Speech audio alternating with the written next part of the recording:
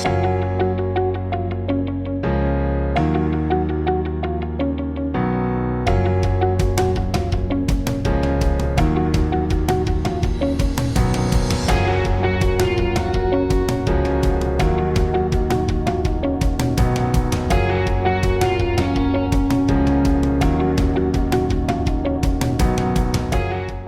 y'all, I'm Elisa and I am the Scrappy Wife behind scrappywife.com, and today I have a Bible journaling process for you. I am working through Illustrated Faith's Revival Camp.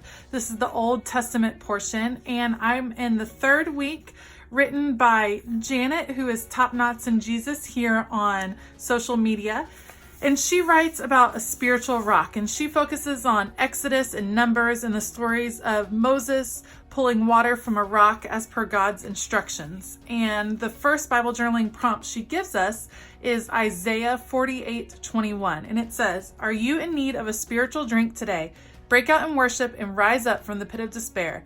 Listen to the song Open Heaven by Hillsong Worship. Write down the lyrics in your Bible or prayer journal and document what God speaks into your heart."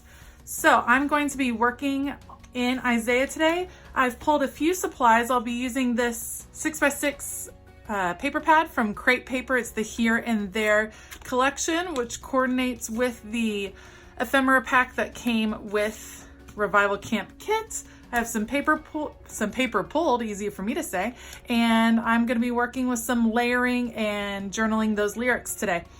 Let's put you on fast forward and we will get going. This page actually comes together really fast today. The layering technique I'm going to use is a great way to really create an impactful background, one that has a lot of color, a lot of texture, and it's pretty fast. So what I did was remeasure the margin of my Bible, and I'm cutting these papers to the correct width. And as you can see, I kind of have them loosely in a rainbow color. I want the dark blue on the top, and I'm working up to the pinks, and finally this yellow and white piece at the top, very loosely in a gradient kind of color. And as I start to layer them, just looking how the spacing is going to look on the page, and I decide what I really want is a torn edge on each paper, and I want it to look a little bit rough, a little bit worn. The whole theme of Revival Camp is travel, and I know after I travel I feel a little rough around the edges also. So I'm kind of loosely laying out my pages, tearing, keeping my scraps, because these papers coordinate really well with the whole Revival Camp kit, and I'm hoping they coordinate well with the kit that comes out next month as well, so I can continue to use them. I don't always pick up extra pieces for each kit, but I love Revival Camp. I've worked through it the past couple years, and I love collecting some extra pieces, so I got these at Tuesday morning. And I'm just, as you can see, laying out my pieces, deciding where I'm going to put them. And then I decide to adhere them in kind of a pocket format. I want to be able to tuck things in, and so I'm going to add adhesive just on 3 sides, starting with the top, and then you can still technically tuck things in. So I work through all the pieces, adding that adhesive and putting them down in the margin.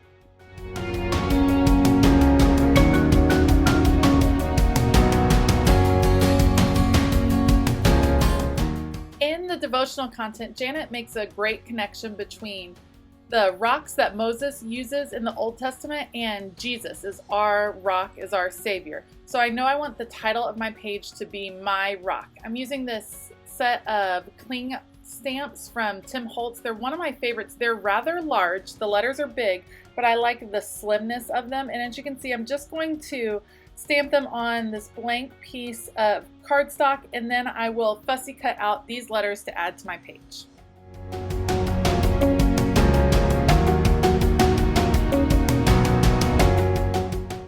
I decide that when I cut them out, I do want to keep a little bit of a white border around it, kind of a built-in matting to help the letters jump off the page and the title to stand out even more. It's a big, bold title with big letters, so it's going to stand out anyway, but I just think that extra white border will add a bit of interest.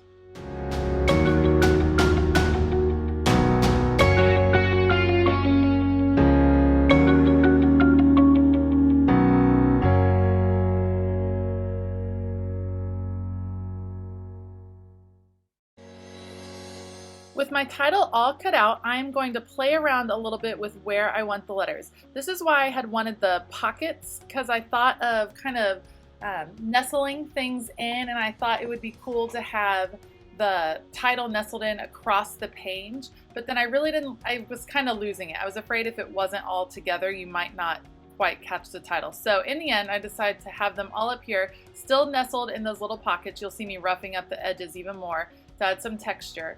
And I'm going to adhere that and then look to add a few more elements. Alright, you'll see me searching through the ephemera pieces that came with the kit and trying to decide what fits in. Now, not all of the ephemera pieces really necessarily pertain to Bible journaling. I think you can work with it though and add them around here and there and figure out how to manipulate them and make it work for you. I really, really liked that wander and find. I thought that was very relevant to the Israelites wandering in the desert with Moses as their leader, so I thought that was super appropriate. And the other ones fit well with the colors that I wanted. Eventually I'm going to change out that adventure begins here. It just wasn't popping out enough for me, and it was a little bit large for that place, and I'm going to use it somewhere else. Here you see me, these are the lyrics to the song mentioned in the devotional, and I typed them up on my computer and cut them out in a typewriter font. I wish I had one of those very cool vintage typewriters, but I don't, so I just use the typewriter font on my computer, and I'm laying out the lyrics across the front of those paper pieces so that I can read them, and then you'll see me start adhering everything down.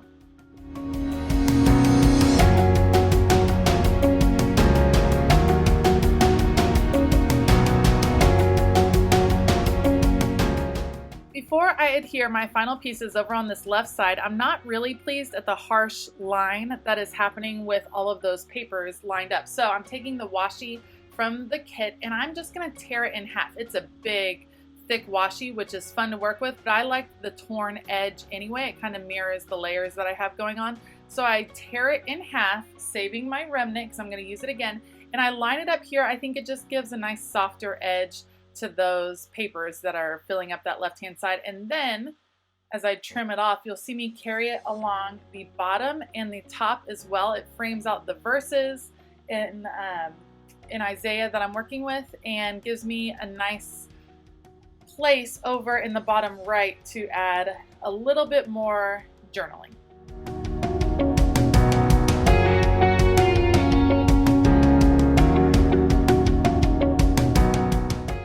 Now that I'm pleased with where everything is going to go, I use my Tombow adhesive and I'm going to start gluing down. There's not really a reason that I'm using liquid adhesive over a tape runner, except that it was out and on hand and I'm running low on my tape runner and trying to preserve it a little bit until I have time to go buy another one. So the liquid adhesive works well. These are thick pieces, and so it doesn't get wrinkly with that adhesive. Sometimes when you use liquid glue, the piece gets wrinkly, but these are nice thick cardstock, so I don't have an issue with that.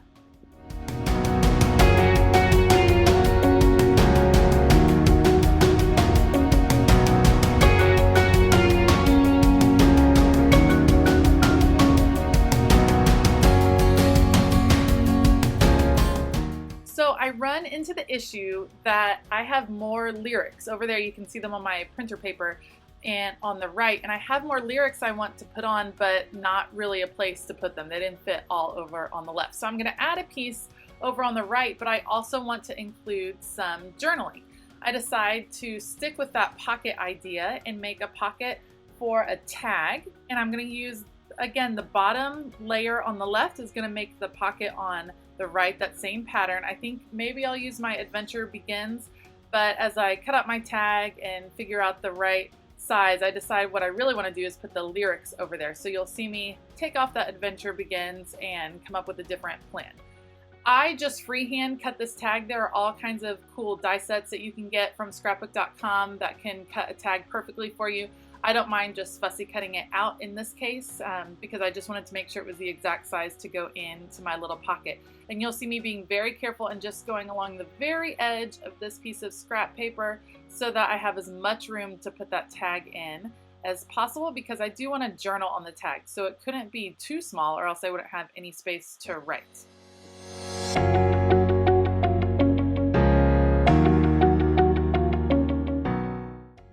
see me playing with that adventure begins, and I just am not pleased with it there, but I look over, remember my other lyrics, and decide I will put them over here on this tag, and eventually that adventure begins finds its way to the top of my page, and it makes a wonderful tab at the top.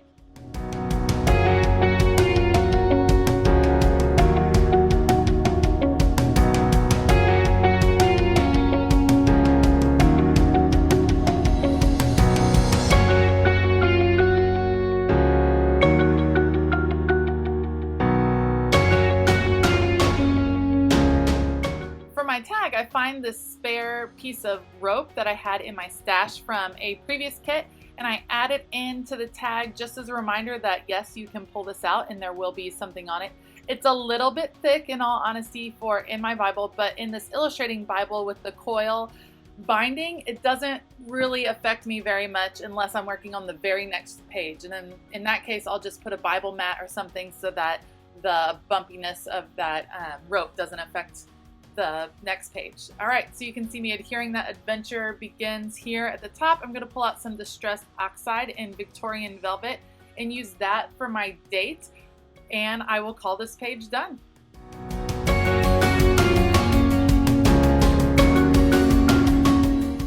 I've learned my lesson to use the spiral binding to my advantage and always stamp on a totally flat surface. So you can see me doing the date right there in kind of a messy format, and actually had a little bit ink left from a previous entry. And then I'm going to underline my verse, and then the page will really be done this time.